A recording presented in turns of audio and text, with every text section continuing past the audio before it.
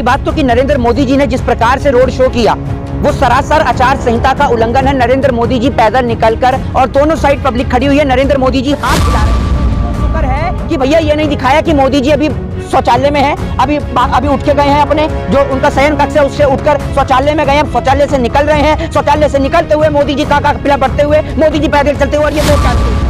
पत्रकार है अंजना ओम कश्यप, वो फोन करके एक विपक्ष के स्पोक पर्सन को बोलती हैं कि देखिए किस प्रकार से यहाँ पर मोदी जी के काफिले में भारी भीड़ आई हुई है। तो वो बोलते हैं कि मैडम कभी आप इसको छोड़कर भारत जोड़ो यात्रा में भी जाके देखिए, वहां पर भी पब्लिक उलझी हुई। तो वो तुरंत बोलती हैं कि ठीक है हम आपसे बाद में संवाद करते हुए, तो फोन काट दिया जाता है। जिन व्यापारियों को, जिन बिजनेसमैनों को मोदी जी सारा देश देख देख के उन्हें पैसा दे रहे हैं, वो बिजनेसमैन ही न्यूज चैनल्स को ऑपरेटर कर रहे हैं, ठीक है ना। वैक्सीनेशन का आप जिस तरीके से प्रचार करते हैं ना, अगर कांग्रेस प्रचार करे पोलियो का ना, तो अगर आपके नेताओं को पोलियो का टीका नहीं दिया जाता ना, तो आपके नेता आज कुरकुरे की तरह टेढ़े मेढ़े पैदा होते हैं, ध्यान रखिएगा। वोटिंग हो गई गुजरात में जी, तो वहाँ पे मोदी जी रोड शो भी कर रहे थे जी, तो उसको कैसे देखते हैं? देखिए सबसे पहली बात तो कि नरेंद्र मोदी जी ने जिस प्रकार से रोड शो किया वो सरासर आचार संहिता का उल्लंघन है। नरेंद्र मोदी जी पैदल निकलकर और दोनों साइड पब्लिक खड़ी हुई है, नरेंद्र मोदी जी हाथ हिला रहे हैं। तो क्या ये आचार संहिता का उल्लंघन नहीं है? इलेक्शन कमीशन को सबसे पहले तत्काल भारतीय जनता पार्टी का जो भी कैंडिडेट वहां से चुनाव लड़ रहा है उसका नॉमिनेशन को रद्द करना चाहिए और उसको चुनाव प्रक्रिया से बाहर करना चाहिए। ये सरासर चुनाव का अपमान है, आचार संहिता का उल्लंघन है। जब प्रधानमंत्री जी सड़क पर निकल रहे हैं, जब सभी लोगों को पता है कि जब आचार संहिता लग जाती है तो उसके बाद कोई भी किसी भी प्रकार का रोड शो नहीं होता है। दूसरी बात यह कि आप एक बात बताइए, नरेंद्र मोदी जी पैदल निकलकर जा रहे हैं और दोनों तरफ से रोड ब्लॉकेज है। मोदी जी चाहते तो गाड़ी से भी जाकर वोट करके चुपचाप भी आ सकते थे। और भी जगह तो वोटिंग हुई है, आपने देखा होगा कि दिल्ली के अंदर वोटिंग प्रक्रिया हुई है। क्या आपने दिल्ली के सीएम को इस प्रकार जाते हुए देखा? या दिल्ली के अंदर जो और भी विपक्ष के नेता हैं, चाहे वो कांग्रेस के प्रदेश अध्यक्ष अनिल चौधरी हो, आपने उनको देखा किसी को ऐसे जाते हुए? या कांग्रेस के किसी और बड़े लीडर को जाते हुए देखा? या आम आदमी पार्टी के लीडर को जाते हुए देखा? दूसरी बात, आज उत्तर प्रदेश के अंदर भी आपने देखा है कि चुनाव प्रक्रिया हुई है। क्या आपने समाजवादी प्रमुख जो अखिलेश यादव हैं, क्या आपने उनको देखा इस प्रकार से ऐसे रोड शो करते हुए? हैं तो वो भी नेता, ये बताइए ना आप मुझे। बीजेपी वाले करके मोदी जी जब वोट देने आए तो पब्लिक अपने आप आ गई वहाँ पे। अरे भाई एक बात आप मुझे बताइए, अखिलेश यादव निकलते हैं तो क्या अखिलेश यादव के साथ काफिला नहीं निकलता? लेकिन अखिलेश यादव गाड़ी से जाते हैं, वोट देकर सीधा अंदर आ जाते हैं, क्योंकि आचार संहिता का उल्लंघन ना हो, किसी भी प्रकार का कोई भी नेता प्रतिपक्ष उनके ऊपर आरोप और प्रत्यारोपण ना करे, और सबसे बड़ी बात आचार संहिता का उल्लंघन ना हो। सबके लिए कानून एक समान है, लेकिन मोदी जी जो है वो कानून की धज्जियां उड़ाते हैं, क्योंकि जानते हैं मोदी जी सब कुछ मेरा है, सब कुछ मेरा है, कहां शिकायत करोगे? मोदी जी वो बोल रहे कि 200 मीटर दूर से कर रहे थे, यानी कि 200 मीटर के अंदर जो है आचार संहिता लगती है, जहाँ से बूथ है वो 200 मीटर बाहर कर रहे थे। आप एक बात मुझे बताइए, मोदी जी अब तो आप जितने मर्जी बहाने बनाइए, 200 मीटर दूर से लगती है, क्या वहां पर और भी दूसरा बूथ होगा? पास में और कोई दूसरा भी तो बूथ लगता होगा। आप एक बात मुझे बताइए। दूसरी बात, ये आरोप अकेले मोहित शर्मा नहीं लगा रहे, ये आरोप बंगाल तक लग रहे हैं। बंगाल की, पश्चिम बंगाल की मुख्यमंत्री ममता बनर्जी ने भी यही आरोप लगाया है कि नरेंद्र मोदी जी ने पैदल चलकर जो है वो इलेक्शन आचार संहिता का उल्लंघन किया है। आप सभी ने देखा होगा, और नरेंद्र मोदी ने वाकई में आचार संहिता का उल्लंघन किया है?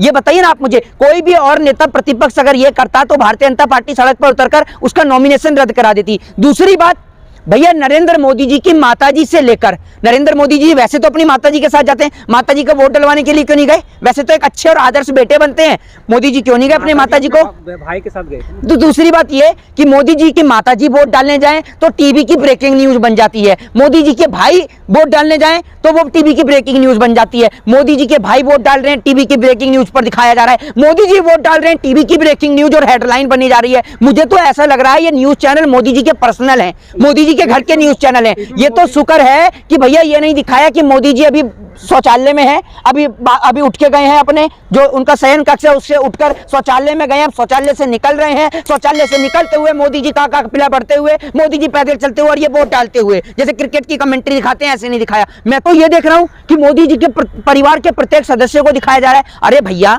देश की राजधानी के अंदर भी चुनाव प्रक्रिया हुई है, बड़े बड़े नेताओं ने इसमें भाग लिया है, आपने उनको नहीं दिखाया, आप उनको नहीं दिखाते। मुझे तो ऐसा लगता है कि ये मोदी जी के प्रीपेड चैनल हैं जो सिर्फ मोदी जी के लिए ही काम करते हैं। मोदी जी कुछ भी करें, ये 24 घंटे मोदी जी को ही कवरेज देते हैं। आपने देखा है किस प्रकार से गोदी मीडिया की फजीयत हुई। ना तो मैं उन नेता का नाम लूंगा और ना ही मैं उस रिपोर्टर का, पत्रकार का नाम लूंगा, लेकिन पत्रकार का नाम ले देता हूं। एक पत्रकार है अंजना ओम कश्यप, वो फोन करके एक विपक्ष के स्पोक पर्सन को बोलती हैं कि देखिए किस प्रकार से यहाँ पर मोदी जी के काफिले में भारी भीड़ आई हुई है। तो वो बोलते हैं कि मैडम कभी आप इसको छोड़कर भारत जोड़ो यात्रा में भी जाके देखिए, वहां पर भी पब्लिक उलझी है। तो वो तुरंत बोलती हैं कि ठीक है हम आपसे बाद में संवाद करते हुए, तो फोन काट दिया जाता है। ठीक है, तो भैया भारत जोड़ो यात्रा इतने दिन से चल रही है, आप देख रहे हैं तमाम लोग उसमें चल रहे हैं, ठीक है, और लोग पैदल चल रहे हैं, वो आप उसको नहीं दिखा रहे, लेकिन मोदी जी का 2 घंटे का रोड शो हो जाए आप उसको पूरे 24 घंटे का कवरेज दे देते हैं।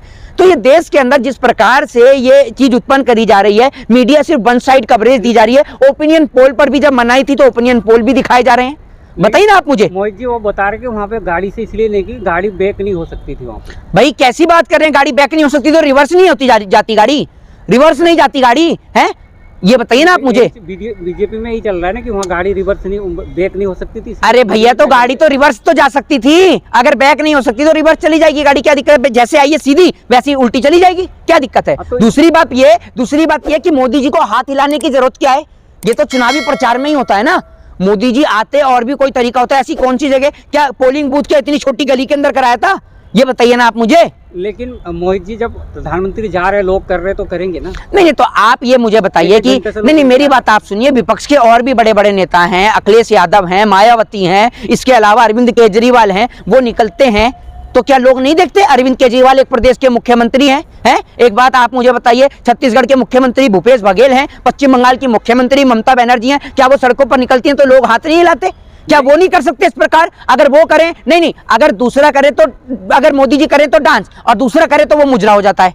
मोहित जी जब दूसरे नेताओं को कोई देखना नहीं चाहते तो क्या करें? कैसी बात? अच्छा दूसरे नेताओं को कोई देखना नहीं चाहता, सुनना नहीं चाहता है ना, तभी तो वो सरकार बना के बैठे हैं। पश्चिम बंगाल में ममता बनर्जी सरकार बना के बैठी है, ऐसी बना के बैठी है कोई ने देखना नहीं चाहता है। छत्तीसगढ़ में कांग्रेस सरकार बना के बैठी है, ऐसी बना के बैठी है कोई ने देखना नहीं चाहता। दिल्ली के अंदर अरविंद केजरीवाल सरकार बना के बैठे हैं, ऐसी बैठे हुए कि कोई ने देखना नहीं चाहता। पंजाब में बना के बैठे हैं। मोदी जी पे सवाल उठा रहे तो मीडिया की है ना, मीडिया दिखा रही तो मीडिया मोदी जी को एक ही बात कहती है कि जो तुमको हो पसंद वही हर बात कहेंगे, अगर तुम दिन को रात कहो तो हम रात भी कहेंगे, वो तो वही बात करती है जो उनको पसंद हो। मोदी जी इसमें इसलिए आ जाते हैं क्योंकि मोदी जी जिन व्यापारियों को, जिन बिजनेसमैनों को मोदी जी सारा देश बेच बेच के उन्हें पैसा दे रहे हैं, वो बिजनेसमैन ही न्यूज चैनल्स को ऑपरेटर कर रहे हैं। ठीक है ना, आज बड़े बड़े न्यूज चैनल वो सारे अंबानी और अडानी के हैं।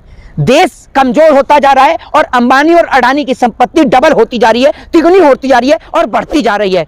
मतलब देश कमजोर हो रहा है, उससे कोई फर्क नहीं है। देश को बेचकर कुछ नियमित लोगों के हाथ में देश की कमान सौंप दी जा रही है। मैं आपको बता दूं, आज प्रधानमंत्री सिर्फ देखने के लिए है। अगर अंबानी और अडानी एक बात अगर बोल दें और उससे प्रधानमंत्री जी मना कर दें तो आप जो कहें मैं वो करने को तैयार हूं। अगर अंबानी साहब कहेंगे कि ये बेच दो तो प्रधानमंत्री की परमिशन नहीं ली जाएगी, प्रधानमंत्री कहते ही बेच देंगे। और जिस दिन प्रधानमंत्री आकर ये कह दें कि भाइयों बहनों मैं देश नहीं बिकने दूंगा, समझ लीजिएगा उसी दिन ये देश के अंदर कुछ ना कुछ बेचने वाले हैं। मोदी जी बार-बार जनता तो चुनाव जिता रही है ना मोदी जी के नाम पे। जनता नहीं, मशीनें चुनाव जिता रही हैं। जनता कैसे जिताएगी? जनता कैसे जिताएगी? एक बात आप मुझे बताइए, जनता कैसे चुनाव जिता देगी? जनता इसलिए चुनाव जिता देगी कि जनता का किसान मर रहा है, जनता का जवान सरहद पे शहीद हो रहा है, और आप कहते हैं कि हम एक के बदले 10 सर लेकर आएंगे। हैं आपकी बातें सिर्फ किताबी बातें हैं। अभी आप देख रहे हैं इंडिया पाकिस्तान के बीच सब कुछ आराम से चल रहा है।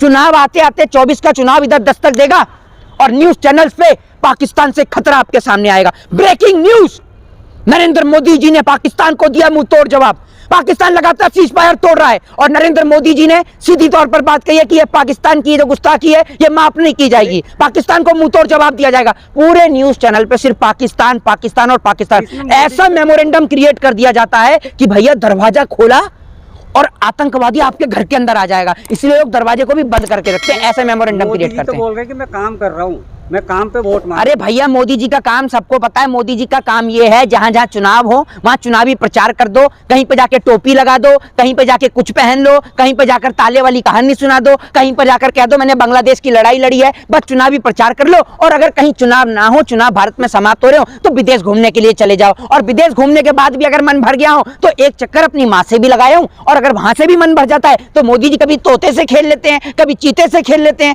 कभी मोर से खेल लेते हैं। देखा नहीं आपने, मोर भी मोदी जी के पास में आकर मोर को कभी आपने नहीं, मोर भी आकर ठक ठक करता है, देखते नहीं शीशे पर। तो मोदी जी का क्या काम है वो पता है। मोदी जी को कभी आपने देखा है?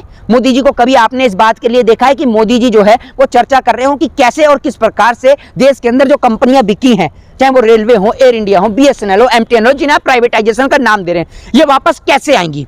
आप कहते तो बहुत हैं, आप बहुत आरोप लगाते हैं, मोदी जी खड़ा कर दो मोदी जी को मंच पर, एक मौका नहीं छोड़ते। किसी की मैयत भी होगी ना और मोदी जी को बुला दिया जाए तो उसका जिम्मेदार भी ये कांग्रेस को ठहरा देते हैं। ऐसे हैं मोदी जी। मोदी जी हर जगह से कांग्रेस के ऊपर आरोप और प्रत्यारोपण लगाते हैं। लेकिन मैं एक बात बताना चाहता हूं, मोदी जी जिस वैक्सीनेशन का आप जिस तरीके से प्रचार करते हैं ना, अगर कांग्रेस प्रचार करे पोलियो का ना, तो अगर आपके नेताओं को पोलियो का टीका नहीं दिया जाता ना, तो आपके नेता आज कुरकुरे की तरह टेढ़े मेढ़े पैदा होते हैं। ध्यान रखिएगा, वो जो पोलियो का टीका मिला तब आप लोग सीधे पैदा हुए। तो इसीलिए जो आप ये जो देश के साथ खिलवाड़ कर रहे हैं, ये सरासर गलत है। जय हिंद, जय भारत, वंदे मातरम।